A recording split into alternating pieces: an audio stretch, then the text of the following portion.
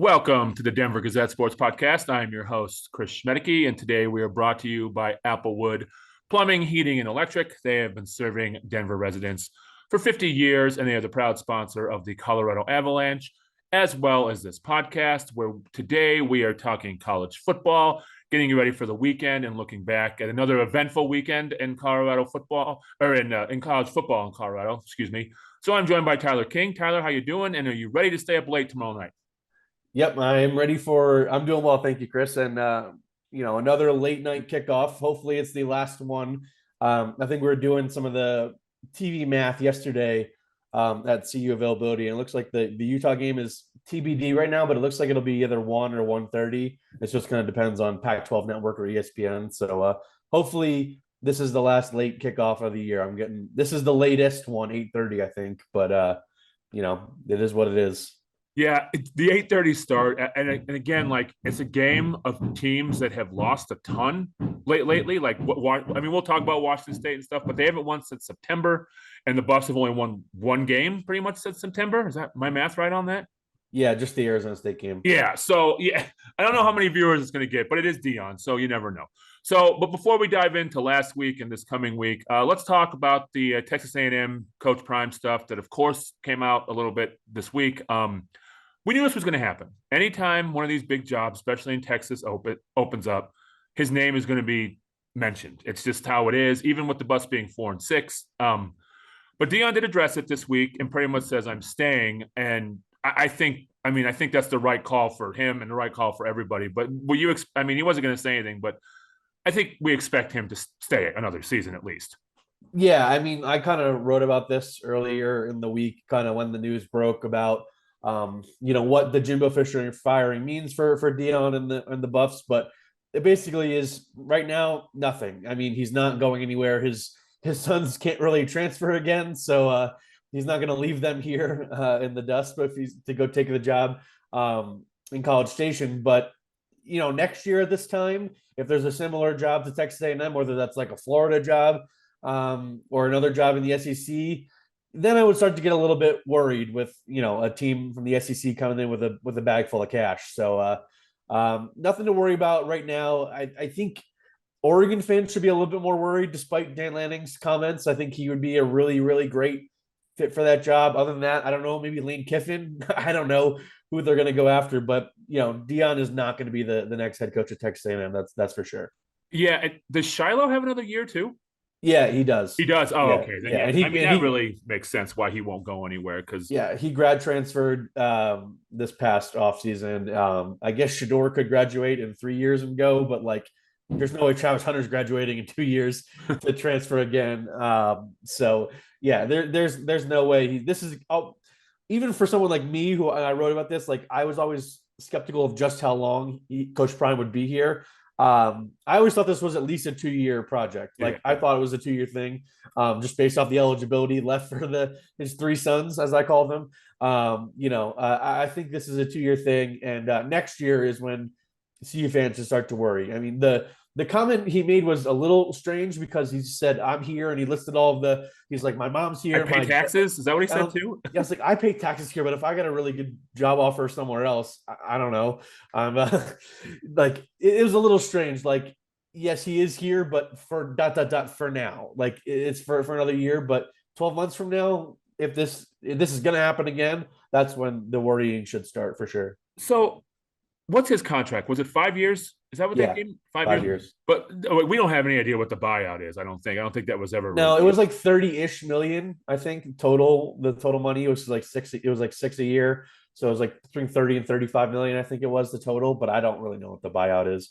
Whatever it is, it's not enough, I think, for whatever school is going to want to come after him next year. Well, that's what I was just going to say. Like, you can try to renegotiate that buyout, but I feel like a school like an A&M or a Florida is just going to be like, here's the check. Yeah. It doesn't matter. Yeah, especially if they do well next year. Like, I think they expect to. They expect to compete in the Big 12 next year, kind of when they reload around Shador and Travis and the guys that are coming back. So, yeah, for right now, don't worry. But like I said, 12 months from now, you can worry if this comes up again or when it comes up again, because it will. Yeah. Yeah. All right. So let's talk about the Arizona game. Buffs lose 34-31. They were leading going into the fourth quarter, but then went scoreless in the fourth quarter. The offense looked a little better. They scored 31 points, but they can't seem to close. They didn't close, again in this game. So what did you see? You were there. What did you see? Yeah, I mean, Deion was very pleased with the offense. He gave them, that total of 31 points was what he thought they needed to win the game.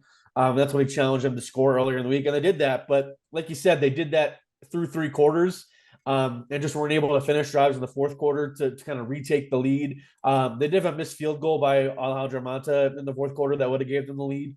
Yeah, like you said, they didn't trail at all in the game. Like technically, they trailed on the final scoreboard, but that was it because the game they were either ahead by a touchdown or the game was tied for the entirety of the game. So, they did, like I said, they didn't trail until that game-winning field goal went through the uprights. They played pretty well, I thought. I thought they were the better team, and I think Deion said that too after the game. But the better team doesn't always win because they've just struggled to close out these games, like you said, and get over the hump. I think the CSU game was, and maybe the Arizona State game was kind of the lone exceptions. But you saw the Stanford game; they couldn't close. And the other games, they just kind of made it close late, like the Oregon State and UCLA games. They were never really kind of in those games, but a learning experience for these guys because the defense did give up another game-winning drive. With I think they punted the ball back. Arizona got the ball back with like 4 or 5 minutes left, and then they didn't. That was all they ran out the clock to win the game on the chip shot field goal. So definitely a step in the right direction for the offense. I thought the defense played pretty well, but just some big plays that killed them in the run game. I think they gave up multiple runs, 3 or 4 runs over 40 yards. So, that's still kind of haunting them. But overall, I think they're a better unit than they were earlier in the season, which is a sign of good things. And like I said, the offense, maybe Pat Shurmur an extra week, things are starting to work out. But there was like one puzzling 3rd and 1 play call that I didn't really get. But other than that, I think the offense got in a pretty good rhythm. They ran the ball a little bit better, but not a ton. Shador, his ankle looked a little bit healthier, but he had the touchdown scramble. But he's still pretty limited at this point, and so is the offense as a whole compared to what they were earlier in the season. Yeah, they had Coleman had 11 carries for 179 yards for Arizona. Yeah. So he had carries of, I think he had carries of 49 and 54 yards. So that's over half his total right there on 2 carries. That cool average of 16.3. So yeah. But so I mean, it's going to be Pat Shurmur for the rest of the season. I think that's a given, right? Yeah, it is at this point. And I don't know, maybe Pat Shurmur next year too. We'll see with what happens with Sean Lewis. My alma mater, Penn State, just fired its offensive coordinator, and I don't know. My first call will be to Sean Lewis. If he's not happy with how things have gone here, that's a pretty big, attractive offensive coordinator opening in Happy Valley. So we'll see what happens at the end of the year. I think that's going to be the most interesting storyline in the immediate aftermath of the year because I don't think we expect them to win these last 2 games and make a bowl. So whatever happens with Shurmur and Lewis will be the most interesting thing before we get into the transfer cycle. The transfer portal is opening soon, isn't it? Yeah, I mean, for guys at Michigan State and Texas A&M, it's already open. So because they have coaching changes, yeah, coaching firings. So and there's a lot of talent on that Texas A&M roster. If Deion and his staff want to go fishing, because there's a lot of kids that could be up for grabs from that team. So what's one more thing on the Arizona game before we get to Washington State? They still can't run the ball. Their leading rusher was Shador with 29 yards. Do they need another back? Is it just the blocking? I mean, there's talent in that backfield. Like I don't know. And again, McCaskill's not playing. He'll be probably the lead guy next year. I guess we'll find out. But man, 2.6 a carry, 30 carries for 77 yards. That puts too much pressure on Sanders in general.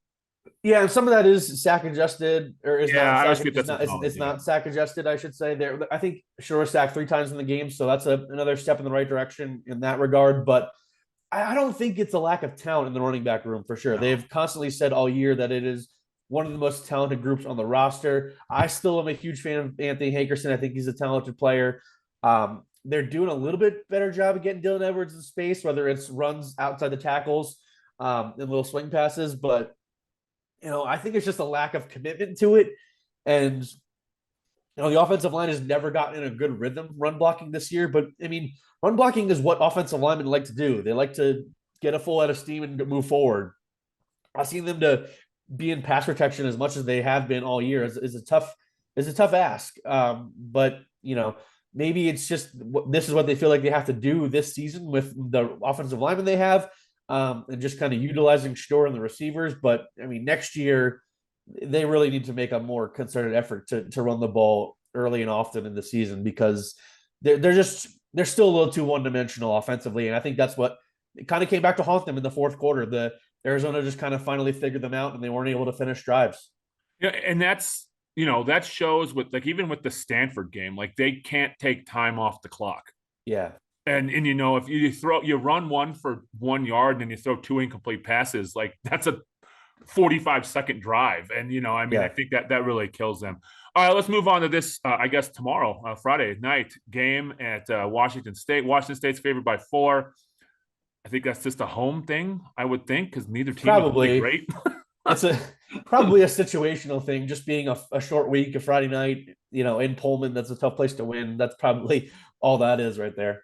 So, we talked about this at the beginning. So, the Buffs have only won 1 game since September, and Washington State has won 0 games since September. Washington State came out though 4-0. They were ranked. They looked pretty good, but I don't know. We haven't done We'll do predictions, and I'm kind of almost leaning like maybe the Buffs pull the upset, but I haven't decided yet. We'll decide as we continue to talk. But what do you see from this Washington State team? I mean, it's weird because they're almost exactly the same as a CU team in terms of offensively. Like, you look at kind of all the stats, like they're either like 8th in one category, the Buffs are 9th. It's like they're a slightly better rushing team, but CU is a slightly better passing team. But they have the same kind of similar offensive pass first identity. They both have former FCS quarterbacks that are really good. Cam Ward is like a couple yards behind Shador in passing yards per game. Washington State has 3 pretty good receivers that are all over 60 yards per game. Lincoln Victor is the star there, but they have plenty of weapons to throw for Ward to throw to. But they don't run the ball at all. I think their leading rusher averages like 21 rushing yards a game, which is somehow worse than CU. So it's Watson, and he has 70 carries for 210 yards. Yeah, that's their leading rusher on the year. It's just like they have not been able to run the ball at all. Like you mentioned, their last win was that great game at home against Oregon State, but the Pac-2 game, the Pac-2 title game. It was a great game in Pullman, but that was their last win, and that was 2 months ago. So they just have struggled against everybody, and you name it. They lost a close game to Stanford. They've lost shootouts, like to Cal last week. They got blown out by Arizona at home. They've kind of lost in every way possible.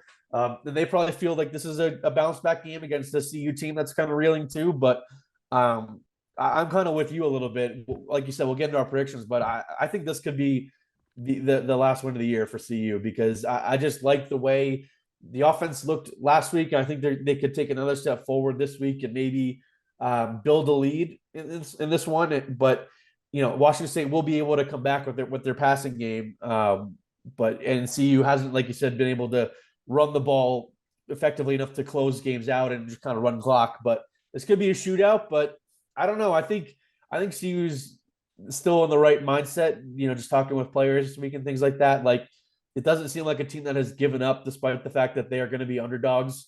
And the odds to make a bowl game are pretty long at this point. But I think they're still all kind of bought in, which I think is a testament to the coaching staff because that was not the case last year at this time when they were obviously well out of bowl contention. Just looking at Washington State's schedule, like you said, like they lose close games. That like they lost to Cal last week by 3. They lost to Stanford 10-7. Yeah. They actually they were in that Oregon game for a while, weren't they? It was one of those games where the score's closer than it made it look. I think they had a couple of late touchdowns. Oregon kind of controlled it, but it wasn't as bad as CU lost to Oregon, that's for sure. That's the benchmark now? Did you lose as bad as CU to Oregon?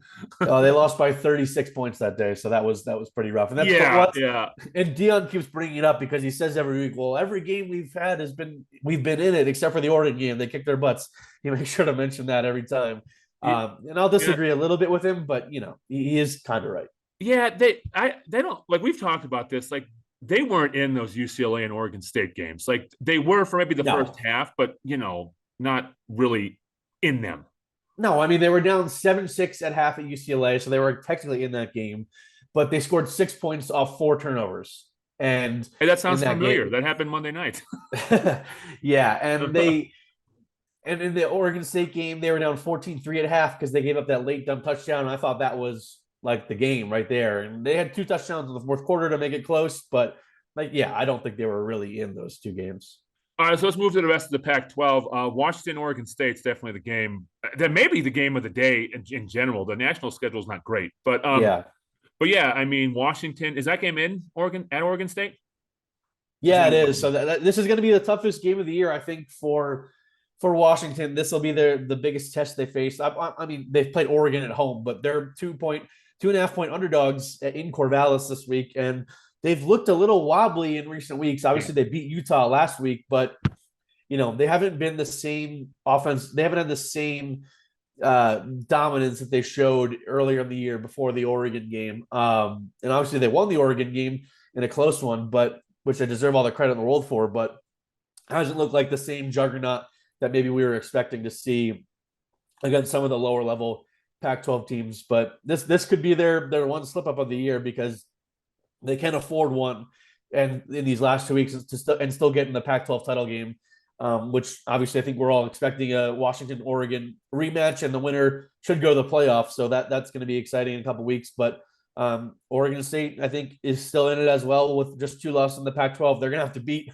Washington and Oregon in the final 2 weeks to get there. But never say never for the Beavs.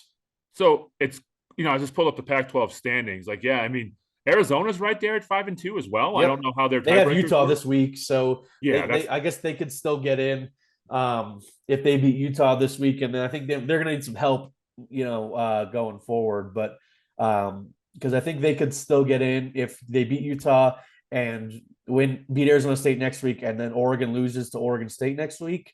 Because I think they would all have 2 losses in the Pac-12, and Arizona would have the just the tiebreakers from head to head, I think. oh, geez. Let's hope for that. No, let's not hope for that mess. Now, Washington, Oregon, we want to see that game. We Yeah. want to see a rematch because those are the 2 best teams in the Pac-12, and that's the way a Pac-12 team is getting in the playoff this year is by having those 2 guys battle it out. Yeah. But you've been high on Oregon State. You were high on them at the very beginning of the year. A They're preseason good. And Pac-12 title game pick for me. yeah, I think I had USC, Oregon State. if Oregon State somehow wins this week and then that game against Oregon on the final weekend will be something. Yeah, it will be. And they did win. They beat Oregon last year in Corvallis. Obviously, this year the game is going to be in Eugene, but it will be a pretty intense game. And Oregon State is they lost to Arizona on the road, but other than that, I think they have 1 slip up all year. They've been a really, really good team. They run the ball effectively with Damian Martinez. He's a really, really good back. DJ Uiagalelei struggled a little bit of late, but I still think he's a veteran quarterback you can count on to get the job done late in games. And their defense is really, really good. So they could play spoiler these last 2 weeks. All right, so let's move to the Mountain West. Rams got their win over San Diego State, 22-19. Not pretty close there. The Mountain West is a mess. I don't. Yeah. I mean, I'm just looking at because Air Force lost at Hawaii. Fresno got whooped by San Jose State. UNLV, I guess, is the best team in the Mountain West. Maybe. I mean, they're right there at the top with Air Force right now. That would be the title game if the season ended today. But yeah, Air Force, who knows? I mean, they have UNLV this week. That's the best game of the weekend for sure in the Mountain West. They host UNLV on Saturday at 1:30 at the Academy. That should be a really good game. Air Force is a slight favorite, but UNLV's continued to play well all season, and Air Force hasn't won in a couple weeks. Obviously they had the Army loss at Mile High, and last week they were never really in that game against Hawaii. They tried a couple comebacks, but their defense could not get stops against the Hawaii offense that likes to pass the ball like crazy. So, and you mentioned Fresno State. Finally, some life from San Jose State lately. That was one of my darling teams in the Mountain West. That was a team I really liked going the year. They're throwing the ball really well with Chevin Cordero, their veteran quarterback. Now they should have a big win over San Diego State this week, I think. And they're kind of right there in the Mountain West suddenly after a slow start to the year. But yeah, I'll actually be at the CSU Nevada game this week as Rams still with a good chance to make a bowl game in these last 2 weeks. It's senior day for guys like Mel Kamara, who's been a legend at the program for a while. I'll have a feature on him. But yeah, 12-point favorites for Jay Norvell against his former team this week. Yeah, I was just looking at that because that San Diego State CSU game doesn't. There's not much to talk about there. Well, CSU jumped out to a big lead. I think they're up 22-3. And then, things are just never easy in Fort Collins. Yeah. True freshman Justin Marshall had a really big game running the ball. That was pretty impressive. And the defense played well until the last 5 minutes. But, San Diego State is not very good. They should have. And, it's another game that, Jay Norvell and the Rams have gotten a coach kind of semi-fired because Brady Hoke is kind of forced into retirement basically at SDSU this week. And who knows, maybe this week Ken Wilson will get fired after the CSU Nevada game. So they could be a little bit of the Grim Reaper in the Mountain West right now. Yeah, Rams are 12-point favorites. They're going to be favored. Well, they may be favored at Hawaii. I don't know. They probably will be because Wyoming will probably beat Hawaii pretty good this week in Laramie. And if CSU is able to put up some big numbers against a Nevada team that's just really bad, they're just really bad. I think CSU still should be favored at Hawaii, but like we saw with Air Force last week, it's no gimme making that trip to Honolulu. Yeah. So that's what I was just going to say. That 9 p.m. our time start in Honolulu is never easy on a team's. All right, so let's move. Rams are 12-point favorites. Wow, that's a big number for them. All right, let's move to the national schedule. Like I said, Oregon State, Washington's probably the best game. What else do you see? Georgia, Tennessee, maybe? Georgia, Tennessee, probably, but Tennessee lost last week at Missouri. Oh, the one thing I did forget to notice: our old friend Brendan Lewis is going to be playing quarterback against CSU this week. Oh, is he playing? All right, he's still the starting quarterback for Nevada. Yeah, that'll be something to watch. I think you mentioned earlier, Washington, Oregon State is definitely the game of the day nationally as well. The Battle of Kansas State is a good one. Neither of those teams are really alive right now in the Big 12. I think Kansas State could still get there with some help, but that should still just be a fun game for those two teams. And both of them could lose their head coach at some point in this carousel. I think Lance Leipold is more likely to stay at Kansas than Chris Kleiman. I've been hearing Chris Kleiman's name a lot with the Michigan State opening, so that'll be interesting to see. But two future Big 12 opponents for the Buffs that'll be going at this week, and could be two contenders next year if they're able to kind of have some continuity going forward. It's that weird week where teams in the SEC played. LSU plays Georgia State. It's that weird week. All right, so let's go to the predictions. What do you got for CU Washington State? I actually do think CU is going to get the win, which I think will make the Stanford loss all that more agonizing because it would be the 6th win at this point. I think at this point they'll finish 5-7 because I just don't think there's anywhere they can go win in Salt Lake City. But I think they will win a shootout. I'll go 38-35 CU. Yeah, I'm going to pick them too. I just think that this is just a chance for a road win. I really do. And like you said, the offense showed a little life. That is a tough place to play. CU has never played well up there. They've won once in Pullman. They've won one time in Pullman. It was 2012. I think I remember that. 35-34 was the score. Yes. It may have been a Steven Montez year at quarterback. That may have been. I'm not sure. It was Early Leach up there. It was early Leach. Yeah. You got to come back win. But I just think, I think a shootout as well. I'll go 35-31 CU. I think we both think the Rams beat Nevada in Fort Collins. Yeah. I'm gonna go 31-13 CSU. Okay. I just don't think Nevada's very good. And I think CSU is gonna, win for the seniors and play for a bowl game next week in Hawaii. Yeah, I'll go 28-10. I watched Brendan Lewis play quarterback. He's the same quarterback. I'll tell you that. I've watched some highlights of him this year. Same guy. I'll tell you that right now. Same guy. So I think CSU. But CSU, God, they're so fickle. They've lost games that they really shouldn't. This one, I think Nevada's way too bad. San Diego State is at least a good program and has had success in the past. This Nevada team, No, I really don't see it. I would be stunned I if mean, they how lost many this game. guys are still on that Nevada roster that were there when Norvell was there anyway? It can't be many. Very few, Yeah. very few. Yeah, All right. there might be more on CSU's roster Right. from Norvell's time in Nevada at this point. All right. What about what we'll do? Do you think Air Force beats UNLV? Yeah, I do. I think they are. It's. I mean, with how weird the Mountain West, it would be kind of fitting that they drop 2 games against Army and Hawaii and then get back on track against the team they're tied with atop the standings. Being back home, I think will help Air Force, and I think they will get back on track. Yeah, I think so too. All right, real quick, let's switch to hoops. The CU women are 5th in the country after Pretty crazy, huh? Yeah, it is. Like, I mean, what 94, I think, is the last time they've been that high or yeah, something like that. yeah. Almost 30 years. And then the men are ranked too. So at Yep. 25, what's the rest of their schedule look like this weekend? They don't have their next game is Monday. They play Richmond in Daytona Beach, Oh, and that's then they right. play the next day. They play either Florida State or UNLV. Kind of depends on winner or loser or whatever. So they've got 2 games in 2 days down there, and then their next home game is the Sunday after Thanksgiving, the 26th, is against Iona. I will not be at the game because I'll be on my way back from Utah, but I will be at CU-CSU on Wednesday, the 29th at the end of the month, which is going to be an awesome, awesome basketball game up in Yeah. Fort Collins. CSU is undefeated too right now. Isaiah Stevens is playing really well. They beat UNC pretty good the other day in Greeley. So, a true road win already for them. So that's going to be both teams.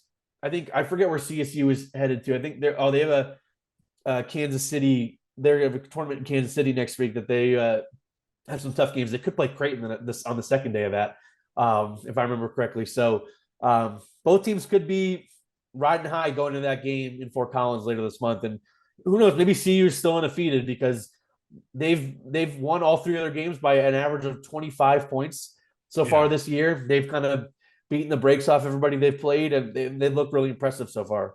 And on the CU women's side, they go to SMU on Saturday. Yep. Before they got some home games, Cincinnati, Kentucky.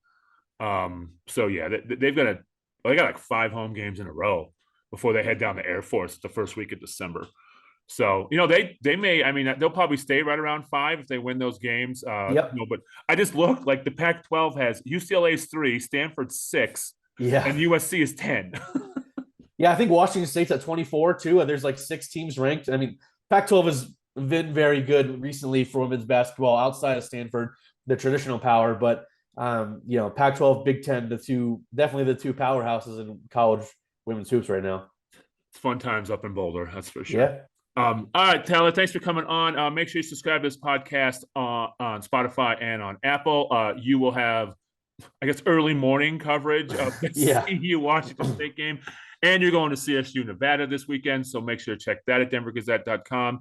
And Tyler, we will catch up again next week, and we will be previewing the last week of the regular season in college football. Yep, the first season of Deion Sanders in Boulder is coming to an end, folks. It is. It's been a quick ride, but it has been fun, and it's not ending this year. It's not going to be a 1-year thing, like I said at the very beginning of this podcast. It's been a ride, to say the least. It's going to continue to be a ride. I'll tell you that. Yeah, because I mean, I think you and I will probably have more podcasts to do during the transfer portal. Because I was going to say another offseason to transfer podcast. Chris, get ready. I'll be ready. I'll be checking it out. All right, Tyler. We'll talk to you next week. All right, thanks, Chris.